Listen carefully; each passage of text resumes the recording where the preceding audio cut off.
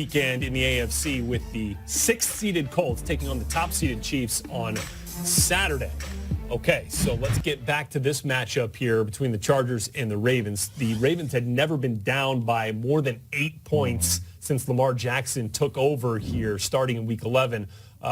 Was it just too much for them at that point here, Rod? Well, it was. I mean, obviously it ended up that way. I mean, Gus Bradley had a great decision, or at least for his game plan, to put 7 DBs on the field to combat his speed. Because since the DBs are the best athletes in football, they put that speed on the field to combat that because he was running away from linebackers. Yeah. And they've seen that week in, week out, and they played extremely well with that. And I think, you know, when you play speed on the offensive side, you got to combat that somehow on the defensive side. Yeah. You know, going now. I think when you get down like that with this type of game plan they have with Lamar Jackson, it's hard to come back from it. So the Chargers actually held the Ravens to their fewest rushing yards as a team when Lamar Jackson was starting during the regular season. They did even better than that this week. That defense was huge. That defense was flying around. They was playing hard. They knew what they had to do. And then they, like I said before, they had a chance to play Lamar already. So they knew the speed Lamar brought to the game.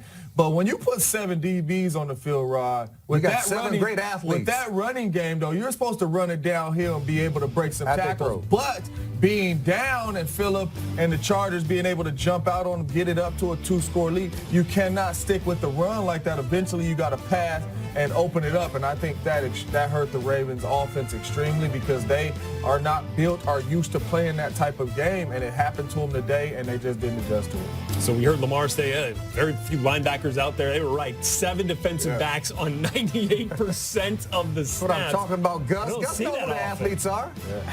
Gus knows who the athletes are. Put the DBs on the floor. I know he wish he could take some receivers and put them at DB, but you know. James, moving forward here for the Chargers, Phillip Rivers was asked if he was concerned at all about the offense. They had just 160 yards passing. Are you concerned about that offense? I'm not concerned. This is a big-time Baltimore Ravens defense. We knew that going in. So I'm not concerned about the offense. The only thing I am concerned about is the red zone. When you get in the red zone, you have to score touchdowns, especially going in here about to play Tom Brady and the Patriots. You cannot kick field goals in there. But I felt like they got the ball down there, and the Baltimore Ravens stopped them in the red zone. They got to do a better job in the red zone if they want to win next week. And some of the balls being thrown down. The one thing I'm concerned about with Phillip is some of the ball. He's an older player. Some of those balls were short. Yeah. And that doesn't give his receivers the opportunity. Unless it's a back shoulder. Doesn't give them a great opportunity to make plays down the field. And when you play against Tom Brady, you have to be able to score points when you're going to Foxborough. If you don't score points and you're kicking field goals, you're not going to win down there. And sometimes when that pressure after you get happy feet, you get fade away throws and all that. So and you're an older player. He'll be able to step in some of them throws and in Foxborough, hopefully get the ball down the field. All right, so the Chargers, despite going up against a really tough defense in Baltimore, get it done. As for that defense with the Ravens, Terrell Suggs speaking after the loss here today. It just didn't feel like it was a Raven game. It seemed like they were better at playing our style of game at us than we were today. Was there, from a defensive perspective, I mean, even though the Chargers were containing Lamar on the offense, did you guys think just keep it going, because eventually maybe the offense will find a spark? Absolutely. That's what we think. You know, we was waiting on it, to kind of break through. We was waiting on one of those big explosive plays, but it just didn't happen. I mean, it happened at the end. You know, they gave us a chance to win the game. And at the end of the day, that's what all you can ask for. You want a chance to win the game. You know, hindsight's 20/20. Everybody's an expert right now. Everybody's an expert right now, says Terrell Suggs. His defense held the Chargers to just 243 total yards. They played well. They did. They just didn't get enough explosive plays, as he was mentioning, from their offense until late when they finally came alive.